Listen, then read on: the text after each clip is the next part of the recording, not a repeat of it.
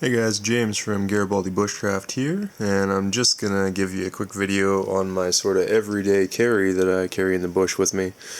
Lots of times I've got other gear with me that I use for bushcraft, but this is sort of my everyday, no matter what, I've got this on my belt.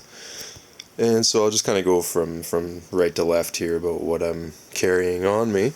I do all of my own leather work, so none of this stuff is going to be stock sheaths and pouches for it, but you'll get the gist of what I'm working with. So on my right here, it's a multi-tool pouch, and I've just added on a side pouch for a flashlight as well.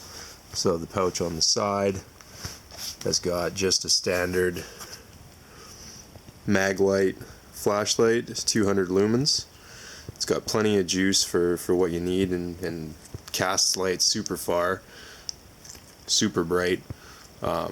It's not as good as a headlamp, but for if you need light in dire situations, or you're going for a hike and it starts to get dark, it'll get you home. If you need to look into somewhere, you find a cave, something like that, plenty of light. And then in the pouch, I just keep a multi-tool. Now, the best multi-tool that I've ever found is the Leatherman Wave. I lost my Wave on one of my last trips, so right now I've just got sort of a basic Leatherman multi-tool that I keep on me. But multi-tools come in handy so often that I figured I'd show it regardless, even though I don't have my Wave. But all you really need in a multi-tool: pair of pliers, a knife, a saw, ideally a little pair of scissors comes in handy a lot, can opener, and just your general screwdrivers. Lots of other tools have 1,000 things in them. In my opinion, it just adds weight and you never use them, so just the simple things. Next thing I've got on my sheath is my knife.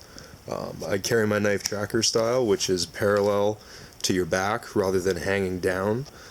I just find that sheaths that hang down tend to poke you in the hip when you lean over to the side. If you need to run, they are flapping up and down on you and being loud and just a nuisance. So I really like the tracker style.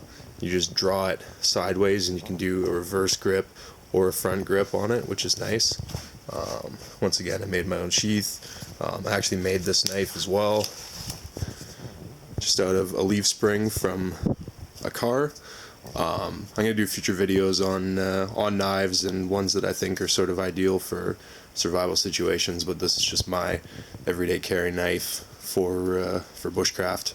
It's got a bit of a kukri edge to it, so it chops really nice. You can do a single hand or drop down a couple knuckles and get a really nice chop on it. It's just a nice overall blade for the bush and what I need it for. And moving on down, this is my fire starting pouch. I don't know if you can make out insignias, etc. But what I have got in here is just a Gerber fire steel. It's the Gerber Strike Force. I've probably gone through 14, 15, 16 fire steels, ferrocerium rods. This is the best one that I've ever encountered. I've probably had this thing for about 7 years now, and started countless fires with it. It's still going strong. I bought a duplicate just for when this one runs out because I love this thing so much. But just pops right in half. You can see how used that rod is. It's getting there, but it's still got lots of life. And the other nice thing about this fire steel itself is it's got the striker and the rod, but also in the bottom you've got a container that you can store tinder in.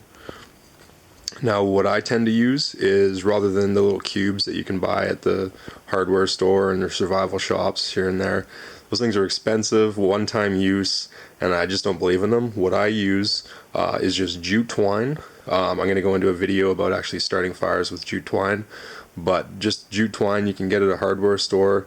A roll of it goes for, I don't know, $3, $2, and a roll of jute twine will last you probably 2 seasons worth of fires. And all you need to do is just cut up a couple pieces, fray them up, and then either you can just strike it like that, or what I do is I've got a little container in here. Little Home Depot container. And I fill that with Vaseline. Almost run out now. And you just take your jute twine, fray it up, dip it in the Vaseline, and that acts as a petroleum base. And so rather than having a piece of tinder that you strike and it burns for 10 seconds, this will burn for 3 to 5 minutes with just the petroleum to burn rather than just the simple jute twine. So another little thing that saves you a lot of money in the long run when it comes to survivalism. You want to not break the bank, and you also want to be able to utilize your resources as best you can. So that's kind of a cool way to start a lot of fires and not have to spend a lot of money. And then last but not least on my belt, my everyday carry, I've just got a folding saw. I used to be against folding saws and people that carried them, but once I started, it just makes life so much easier. If you want to cut up kindling, if you want to cut down a decent size tree for various survival applications, if you're building a windbreak or you're building a structure or a shelter, it just makes the life so much easier than having to constantly chop away at things, just quickly buzz through them. So I went online and I looked up a lot of various pocket saws, and this is the one that got the best reviews, and I definitely love it, so I'd highly recommend this saw. And this is the Silky Gomboy. I got mine at just Lee Valley Tools, but you can get them online specifically from Silky and lots of other manufacturers. It's a decently big size for a saw, so you get lots of draw for your cut. You don't have to cut quite as long just because you get that extra length in the blade, which is quite nice. It's got a solid lock to it. It's just got a push release here. It's got 2 different settings. It's got that so that you can actually cut completely flush and you're not going to get your knuckles in the way, and it's got a 90-degree, but it's got a really solid click lock to it, and I've never had it come undone on me, so it's kind of nice. So yeah, that's the Silky Gomboy and all of my gear that I carry with me day to day. So I'm going to do a couple more videos on some additional items that I carry when it's not just on my belt, but for now, yeah, that's what I carry on a regular basis. So thanks guys for watching, and I'll post the next one very soon. All right.